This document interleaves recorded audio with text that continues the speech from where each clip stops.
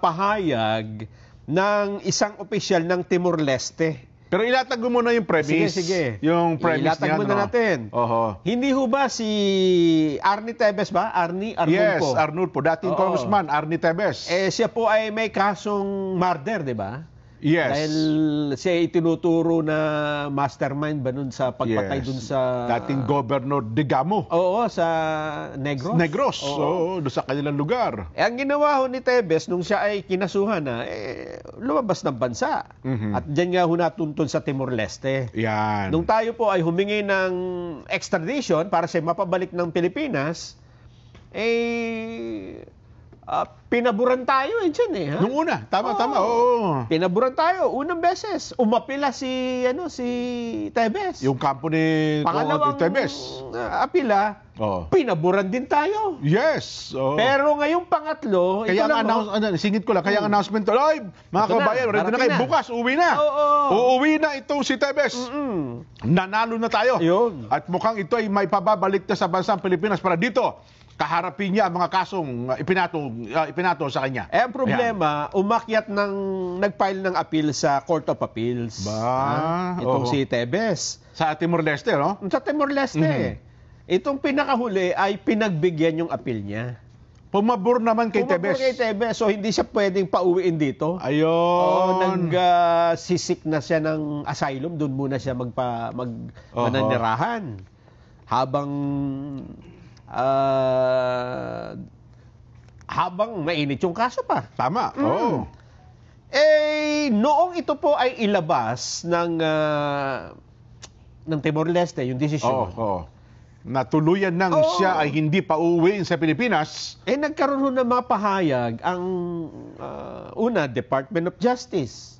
At meron din pahayag ang Department of Foreign Affairs. Kung papaanong ang dati ang DOJ tuwang-tuwa sapagkat pumapabor sa pamahalaan, sa petisyon natin. At puring-puri yung Timor-Leste. Yan. Pero nung ito ay hindi na pumabor, at pumabor na kay Tevez. Ito na ho ang sinabi ng Secretary ng Department of Justice. Ano sabi? Nung una pa lang niyang sabihin ito, sabi ko mukhang mali. Ha? Kasi kung ikaw ay Department of Justice, doon pa lang sa pangalan, kagawaran ng katarungan. Yes, kagawaran ka ng katarungan. Kapag may mga inihain kang kaso, alam mo naman na dalawa ang pwedeng maging desisyon dyan. Pwedeng pumabor sa'yo. At pwedeng hindi rin pabor. Pwedeng pabor. Yes. Ano bang sinabi ni Secretary Boying Remulla ng DOJ nang ilabas ho ng Timor-Leste ang desisyon sa apila ni Arnulfo Tevez? Sige nga. Ito pong sabi ng DOJ Secretary. It's very hard to predict an immature justice system at work.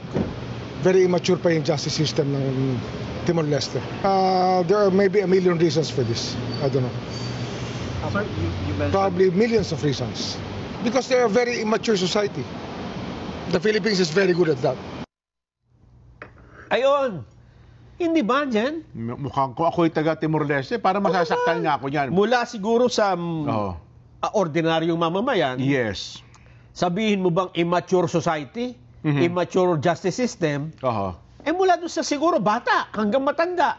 At kahit na yung mga karaniwang tao ng Timor-Leste, hindi magiging maganda ang pagtanggap sa pahayag na yan. Kung halimbawa ang taga Timor-Leste naman magsabing, oy, ang kayong mga taga Pilipinas, masyadong immature ang justice system ninyo dyan.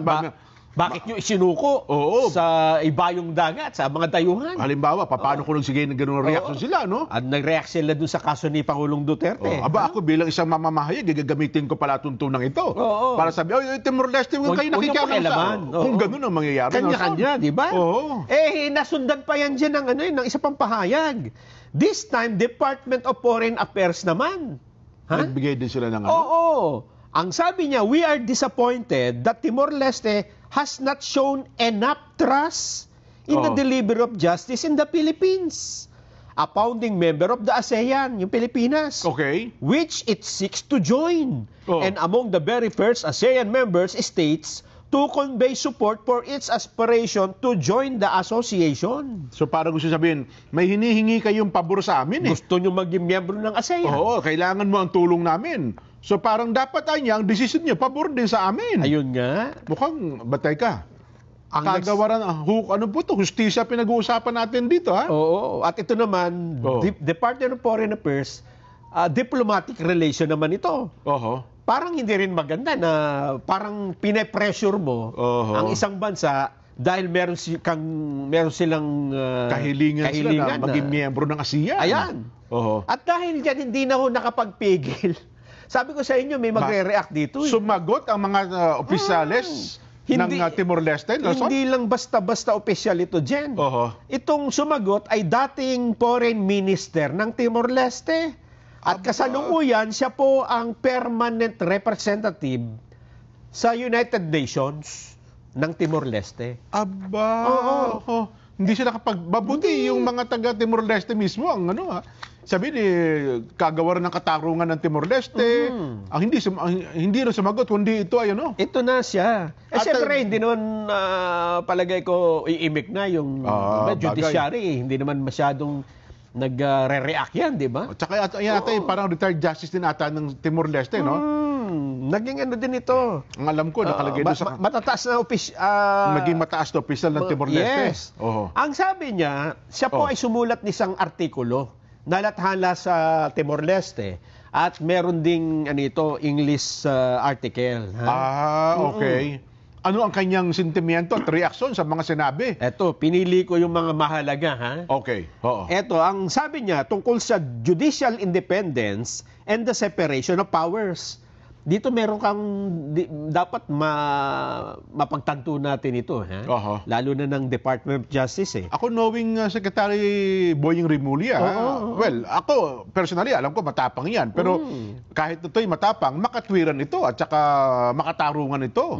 Pero para sabihin niya 'yan, Sec Boying, aywan ko lang Parang sablay, medyo ako po bilang isang kaibigan niya, parang masasabi kong mapupunak ako sa bagay na ito. Kaya itong sinabi ang sumulat po nito ay si dating Foreign Minister Dionisio Babo Soares. Parang Pilipino lang Dionisio Soares. Soares, oo. Taga Timor-Leste talaga yan? Taga Timor-Leste. Baka Pilipino yan. Okay. Ang kanyang isang inakda dito, ang kanyang tinalakay tungkol sa judicial independence. Sabihin yung hukuman, dapat independent yan. Hindi mo papakialaman, di ba? So, teka lang, ang tinutukoy, baka naman may ibas ang tinutukoy. Ang tinutukoy pa yan ay mga naunang pahayag ni Secretary Rimulya at saka ng Department ng Foreign Affairs ng Pilipinas? Mismo. Ayun. Baka naman kasi kako mamaya At saka mapapanggan natin. Sige. Tungkol sa judicial independence and the separation of power. The separation of powers is a cornerstone of democratic system, ensuring that the judiciary operates free from interference by the executive or legislative branches. Mukhang dyan palang tinamaan na sila dyan Oo nga. Di ba nung ipinipilit nila na ang judicial authority, competent judicial authority, DOJ, di ba?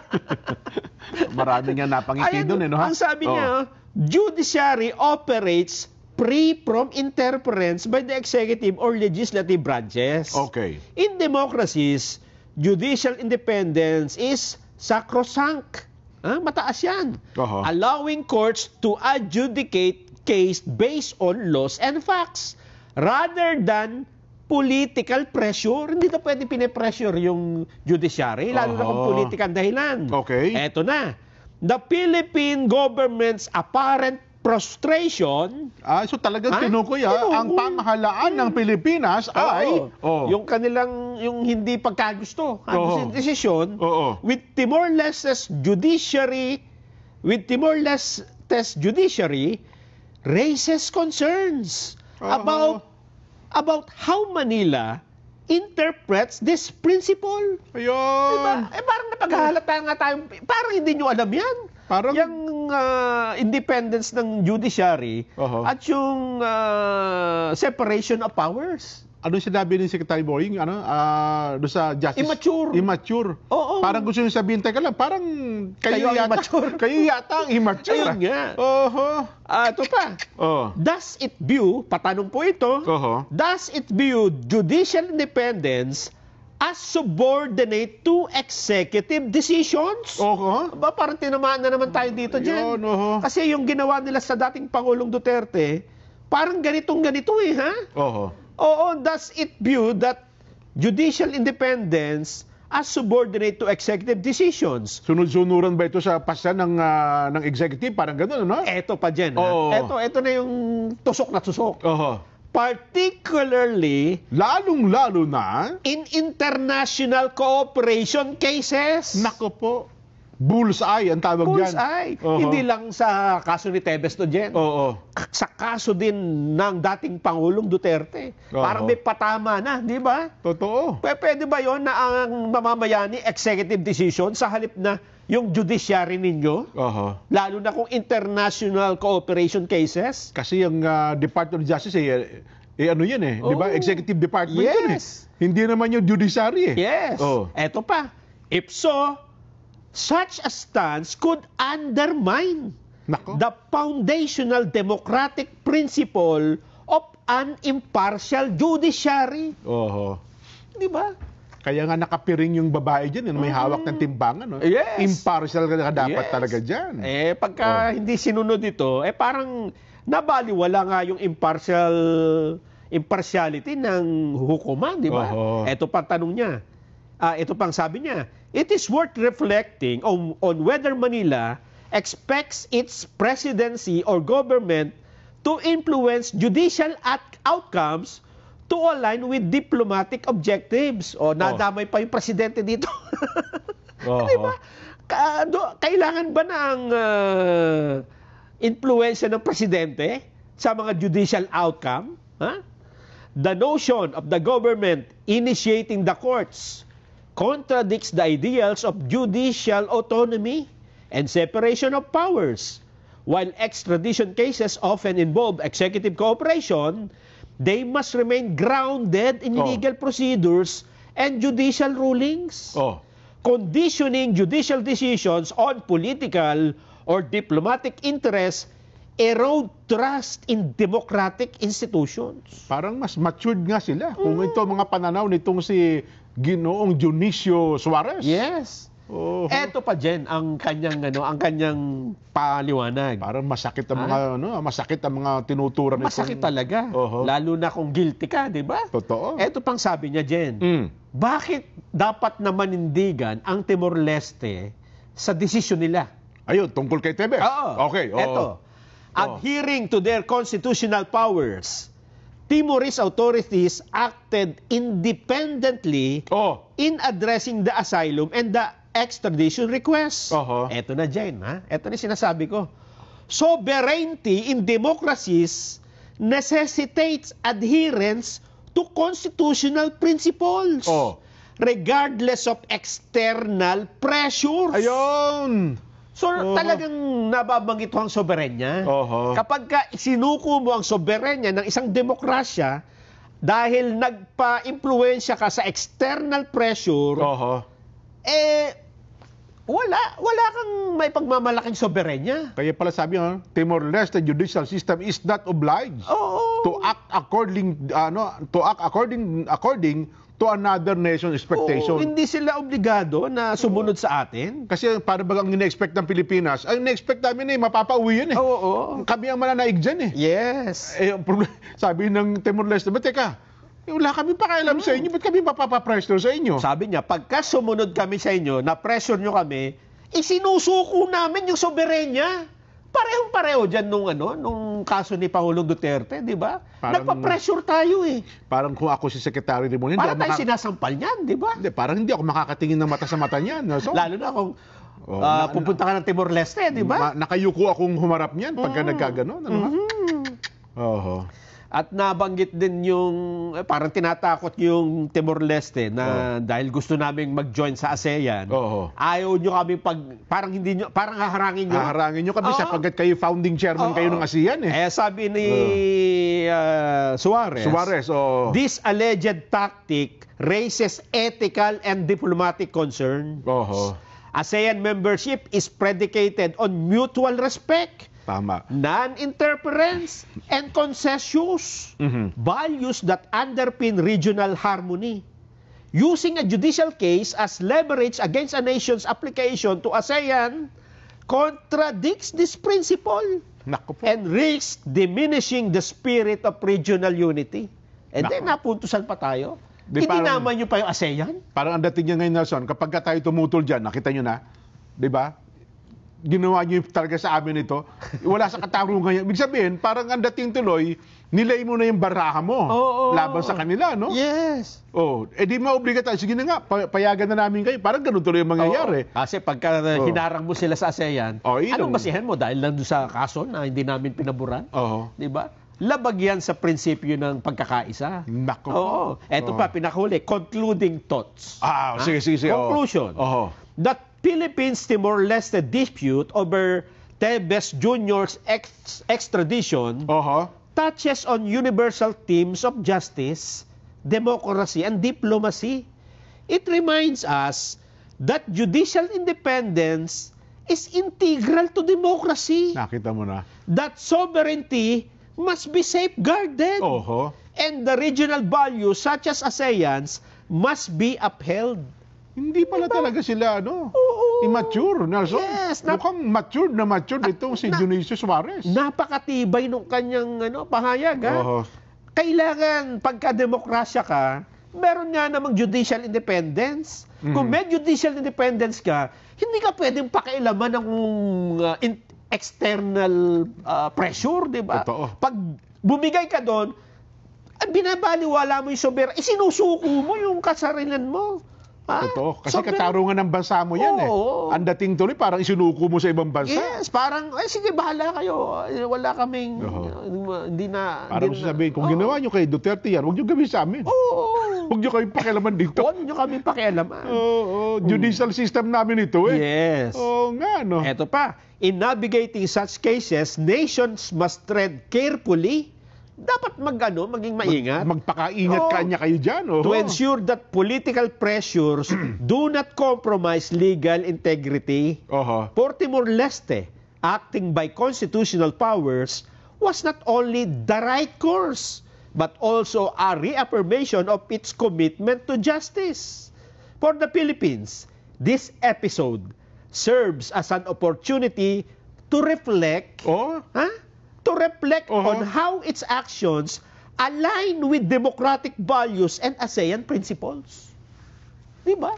Para tayong pinagsasampal yan dyan. Ay, hindi pala tayo. Parang si Secretary Boying. Hindi, ako bilang isang mamamayang Pilipino, parang nahiya ako sa pangyayaring ito. Oo. Sa mga sinabi. Magalang yung kanyang pagkakasabi, pero may turok sa puso ito. Oo, at hindi ito, hindi...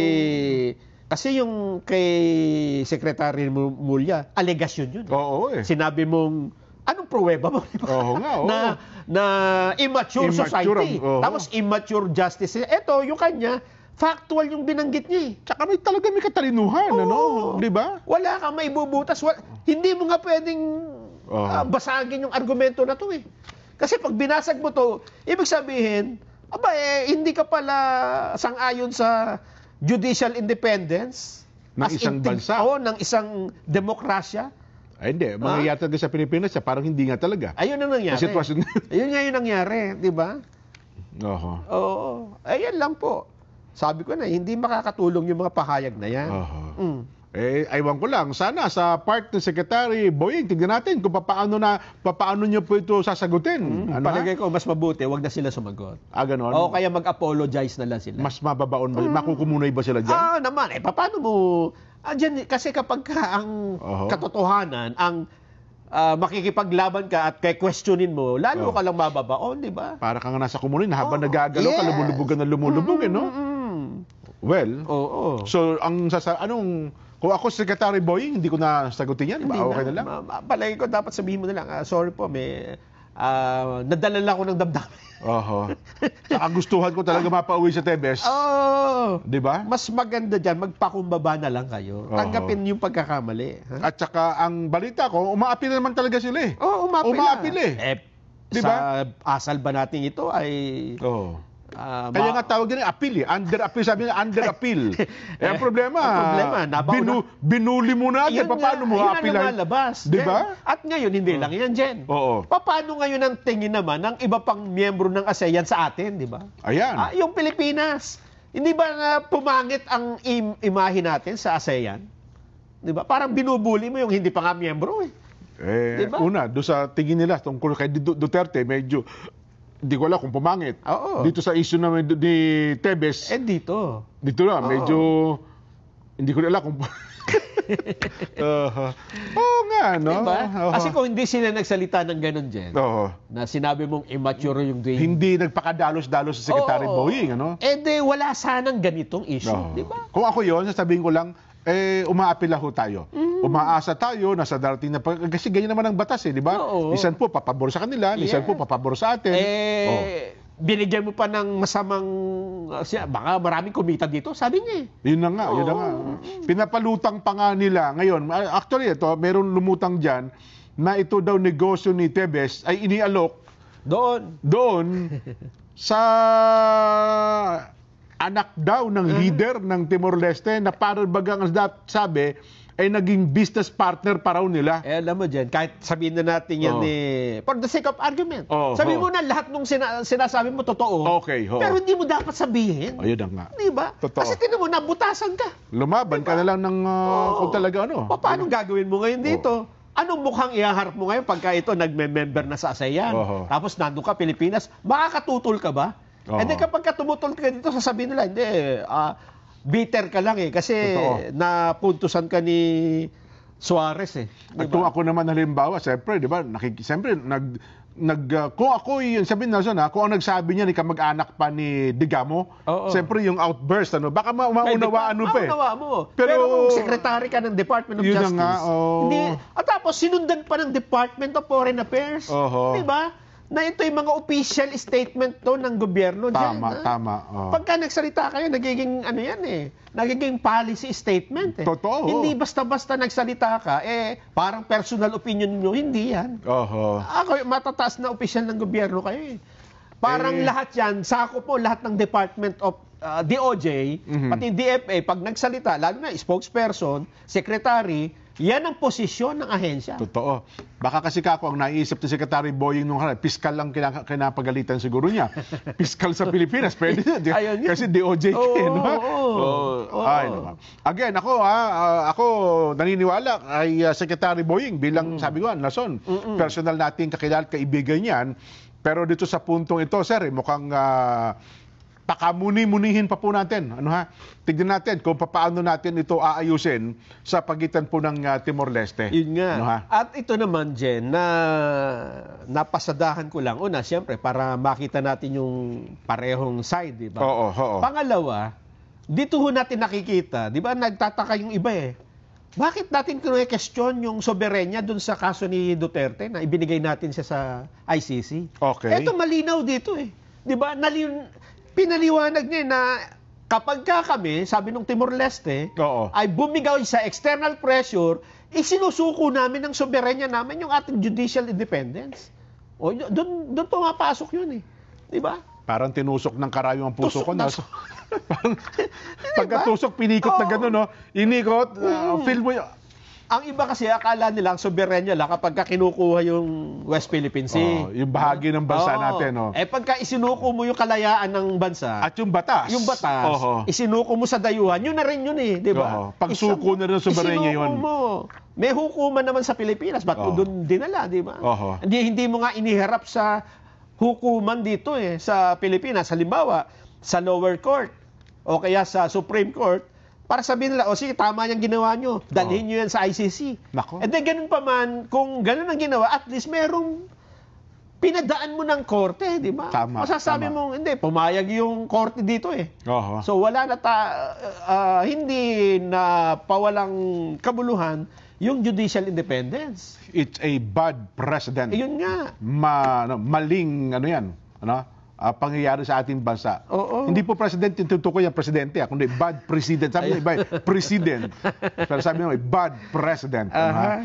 Well, sana po ay makakambyo tayo dyan, Nelson. Kumbaga sa sasakyan, ikaw yung nakakinta, bumibirit ka. Yun. Medyo kumambyo ka ng konti. Ibalik mo muna sa kwarta. Kwarta na naman tayo. Kwarta na naman balik tayo hanggang Trisera. Medyo baka makakambyo tayo ng konti. At dahil